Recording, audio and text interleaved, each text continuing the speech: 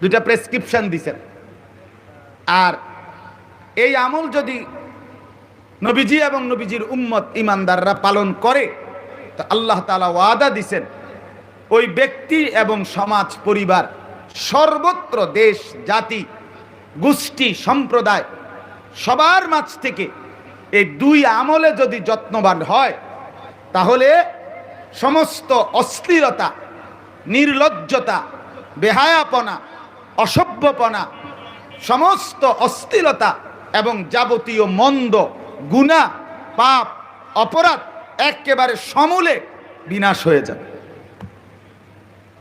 শর্ত হইল আল্লাহ তাআলা বলছে, বন্ধু আপনি এবং আপনার অনুসারী প্রত্যেকেই এই দুই আমলে অভ্যস্ত হন। কয় আমলে বলেন না? কয় আমলে? লাজেম করেন।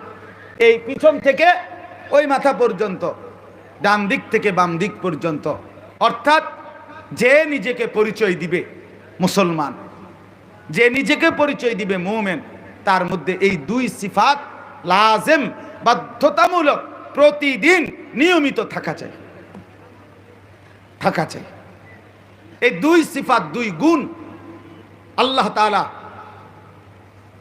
রাসূলুল্লাহ সাল্লাল্লাহু আলাইহি সাল্লামকে এই আয়াতে জানিয়ে দিয়েছেন এবং বলেছেন এই আমল মজবুতভাবে ধরে রাখবেন তো সমস্ত ফাহশা, অশ্লীলতা, নির্লজ্জতা, অসভ্যতা, বেহায়াপনা আর সমস্ত অপরাধ, পাপ, মন্দ কাজ থেকে নিজেও বেঁচে যাবেন, আপনার উম্মতও বেঁচে যাবে, দেশও বেঁচে যাবে, সমাজও বেঁচে যাবে, ঘরও বেঁচে যাবে, পরিবারও বেঁচে যাবে। সমাজ থেকে অন্যায়, অশ্লীলতা, বেহায়াপনা, অপরাধ প্রবণতা দূর করার জন্য বুদ্ধিজীবীদের বুদ্ধির কোনো শেষ নাই। অসংখ্য অগণিত বুদ্ধি, অগণিত বুদ্ধি। মনে করেন সমাজ থেকে মাদকাসক্ত যারা নেশা করে, তো তাদেরকে মাদকাসক্তি, এই আসক্ত, তারা বুদ্ধি দিছে যে এটা দূর করার জন্য যুব সমাজকে ব্যাপকভাবে খেলায় উৎসাহিত করতে হবে। মাদকের বিরুদ্ধে ফুটবল, মানে সারাদিন বেশি বেশি ফুটবল খেলবে, আস্তে আস্তে আর নেশা করবে না। কি চমৎকার বুদ্ধি! অসাধারণ, অসাধারণ বুদ্ধি। মাদকের বিরুদ্ধে ফুটবল। অথচ আপনার গত কিছুদিন আগে যে কাতারে ফুটবল বিশ্বকাপ হয়েছে, এই কাতার ফুটবল বিশ্বকাপের সবচেয়ে কেন্দ্রীয় প্রধান আলোচ্য বিষয় ছিল, প্রধান মানে পেরেশানি ছিল আরব বিশ্বের সাথে ইউরোপিয়ানদের, যে মদের বোতল কি গ্যালারিতে খাবে নাকি রোমে গিয়া খাইব, এইটা লইয়া চূড়ান্ত তর্ক, ফেতনা, ঝগড়া ঝাঁটি বহু কিছু হয়েছে প্রতিদিন। মানে এই বোতলটা কোনানে খাইলে সুবিধা হয়।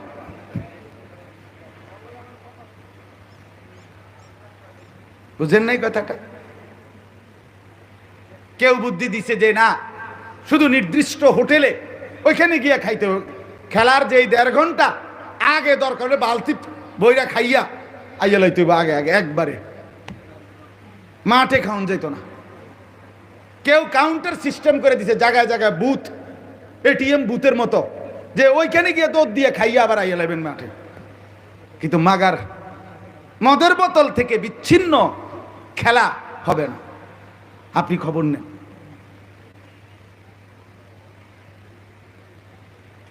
যৌন নির্যাতন, নারী নির্যাতন, নারীর প্রতি সহিংসতা, এটা বন্ধ করার জন্য গণসচেতনতার জন্য আয়োজন করা হয়, অনেক হয়েছে। ওপেন কনসার্ট,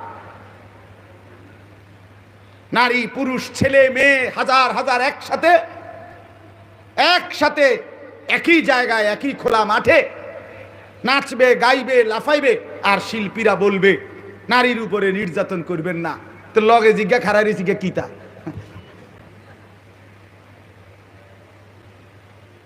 কি কথা, কি বুঝ, কি দিমাগ, দিমাগ। এজন্য বললাম এরকম অসংখ্য অসংখ্য বিষয় আছে সমাজ থেকে অন্যায়, অশ্লীলতা, অপরাধ, মন্দ কর্ম, সমাজটাকে যদি সুন্দর, চমৎকার, সমাজটাকে যদি মানুষের বসবাসের উপযোগী খোদার কসম বানাইতে হয়, 1450 বছর আগে রব্বুল আলামিন যেই ব্যবস্থাপত্র দিয়েছেন এটাই পালন করতে হবে, এটাই পালন করতে হবে। যতক্ষণ পর্যন্ত এই পদ্ধতি প্রয়োগ করা না হবে তো সমাজ অন্যায়, অশ্লীলতা, মন্দ, অপরাধ, বেহায়াপনা থেকে নিরাপদ হবে না। ইফটিজিং বন্ধ হবে না, মদ জুয়া বন্ধ হবে না, নারীর প্রতি সহিংসতার নির্যাতন বন্ধ হবে না। কোন হুজুর, কোন আলেমে দ্বীন, কোন পাঞ্জাবি টুপিওয়ালার নারীর প্রতি তার পর্দা, তার ইজ্জত, তার সম্ভ্রম হেফাজতের কথা বললে এরপরে যদি কেউ বলে এতে নারীর অধিকার ক্ষুণ্ণ হয়, এর চাইতে জলজ্জান্ত জালিয়াতি, মিথ্যা কথা আর কিচ্ছু হইতে পারে না, আর কিচ্ছু হইতে পারে না, আর কিচ্ছু হইতে পারে না। এটা জুলুম।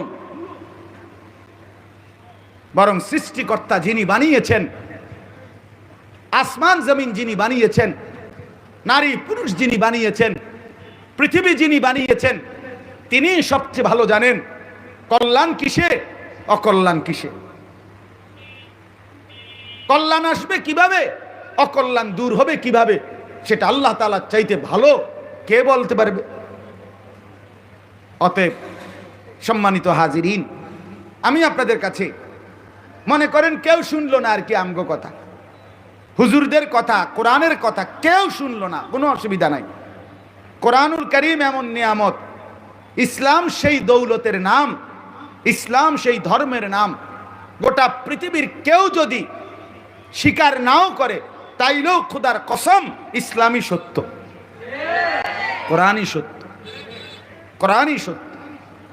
অতএব কারো নতুন করে সত্যায়ন কিংবা অসমর্থন এর মুখাপেক্ষী কোরআন, ইসলাম নয়। কোরআন কারো সমর্থন চায় না, কোরআন নিজেই সমর্থন করে, কোরআন সত্যায়িত করে। আল্লাহ তাআলা যেটাকে সত্যায়ন করে দিয়েছেন, রাসূলুল্লাহ সাল্লাল্লাহু আলাইহি সাল্লাম যেটাকে সত্যায়ন করে দিয়েছেন, পৃথিবীর কারো মূল্যায়ন অবমূল্যায়নের অপেক্ষায় নাই, বরং পৃথিবীবাসী উপকৃত হবে, জমিনবাসী উপকৃত হবে কোরআনুল কারীমের এই কথা, এই ব্যবস্থাপত্র মেনে নেওয়ার মাধ্যমে। এখন বলেন এই দুই জিনিস কি? একদম সহজ জিনিস, একবারে সহজ কথা। আল্লাহ তাআলা বলছে, বন্ধু দুইটি আমলে আপনি এবং আপনার উম্মত সবাই অভ্যস্ত হন, সমস্ত অন্যায়, অশ্লীলতা, মন্দ, অপরাধ, বেহায়াপনা, অসভ্যতা সমাজ থেকে দূর হয়ে যাবে, ঘর থেকে দূর হয়ে যাবে, পরিবার থেকে দূর হবে, দেশ থেকে দূর হবে, জাতির মাঝ থেকে দূর হবে। সেই দুই ব্যবস্থাপত্রের নাম, এক নাম্বার উতলু মা উহিয়া ইলাইকা মিনাল কিতাব। বন্ধু আমি আপনার উপরে যেই কিতাব কোরআনুল কারীম নাজিল করেছি, এই কোরআন বেশি বেশি বেশি বেশি পড়তে থাকেন, পড়তে থাকেন, পড়তে থাকেন, শুনতে থাকেন, তেলাওয়াত করেন, বলতে থাকেন। কোরআনুল কারীমের তেলাওয়াত হবে, কোরআনুল কারীমের নূর ছড়াবে, কোরআনুল কারীমের হাফেজ হবে, কোরআনুল কারীমের আওয়াজ উঠবে রাত গভীরে কিংবা দিনের আলোয়, রাত্রির অন্ধকারে কিংবা দ্বীপ প্রহরে।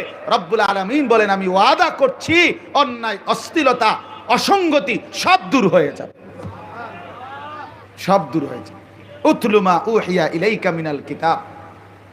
এক নাম্বার কোরআনুল কারীমের তেলাওয়াত।